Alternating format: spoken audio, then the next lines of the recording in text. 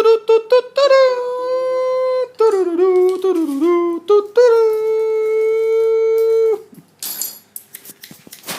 guys, this is us, me and my friend. Hello.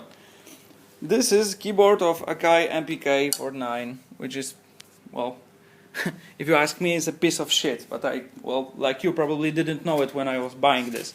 So, this is how it looks like.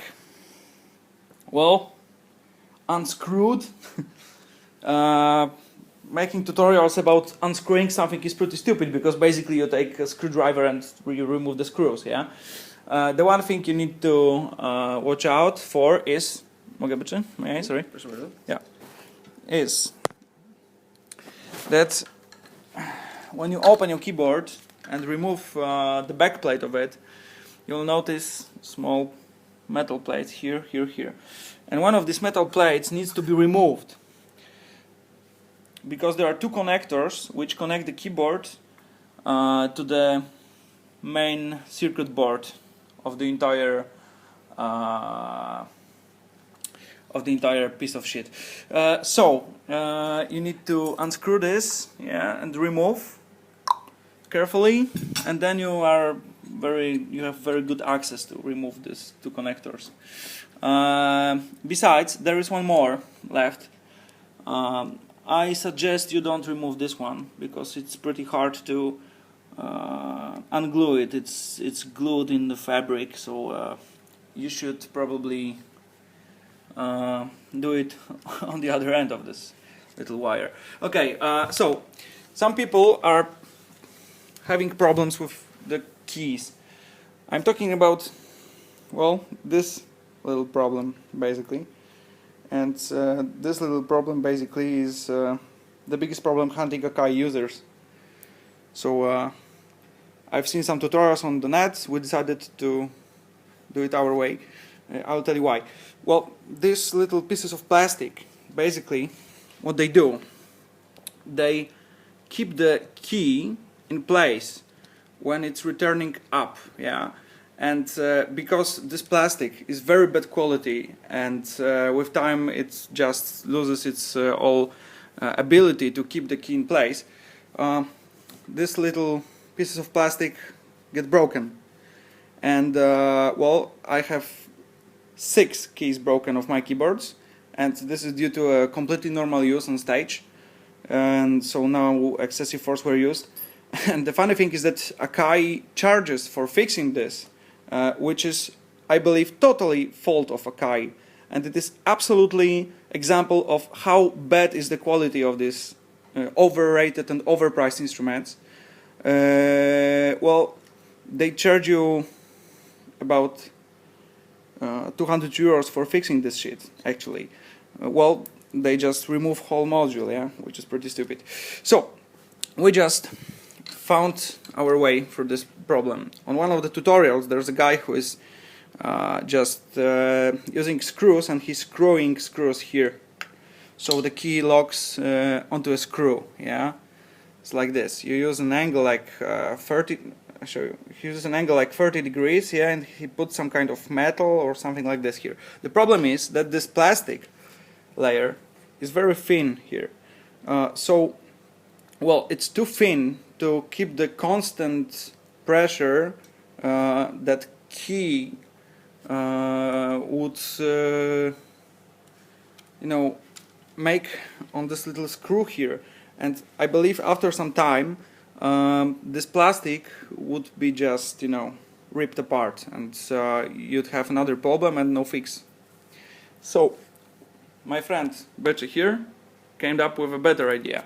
All you need to fix the fucking Akai key is a little piece of fabric. It's here. You need kind of a little tape, you know. We use it. This is the tape which actually was a part of packaging a present, a gift. So we found this to be very good. You can take this kind. It's very good if it's a ribbon, you know, because if it's not a ribbon, it wouldn't sit in one place here, and it would move here, and it would bend the keys. Yes, the forces would bend the keys. So the first thing is to take this kind of shit The second thing is to take super glue, or we've got a Kropelka, very good polish glue here. Actually better than the one that Akai uses in their fabric and the manufacturing plant. And well, you just, you know, use the super glue here, and you make a full 360 degrees turn here for this stuff.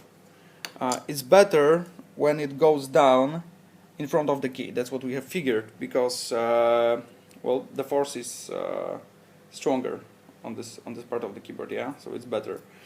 And what you do next, yeah, you just mount your key. May I show it, bitch? 1 second. You just, well, we just finished gluing the second one. So you just take your key, yeah, you put it in a place of a controller, which is here. Da-da-da-da-da-da. Shit. So bad.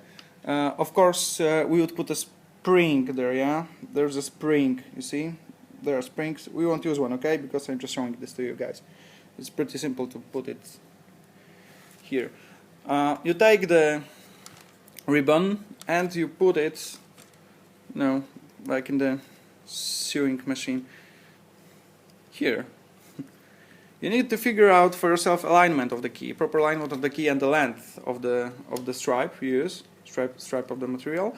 And well, the simplest thing we found out is to look at this whole line. So if you have a dent smaller than mine, it's going to be pretty easy for you, because you're probably going to have reference on the left and the right side, yes, so it's going to be easy to match. But if you have a bigger dent like me, 3 keys, it's better to start off from the side when you have actually a working key in place. So that's basically it. You just use this fabric, and then you need to align this properly, length of this line, and you put some super glue here, some super glue here, some super glue there, and you've got a pretty good working key. You see, this is the one we finished actually like 5 minutes ago before making this tooth for you, and see, it's working really good. The key action is actually the same. There's no any noise, everything is super. There's no integration, no need of drilling and anything. You just need some little piece of this, and you need some super glue or something to glue it. Thank you, it was our tutorial. Shame on you, Akai, shame on you, Akai. Good luck, guys.